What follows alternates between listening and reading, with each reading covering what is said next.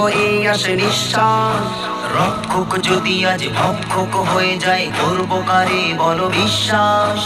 আয়রে তরুণ দল, আয়রে ছাত্র দল, থাকবো না ঘরে বসে আর।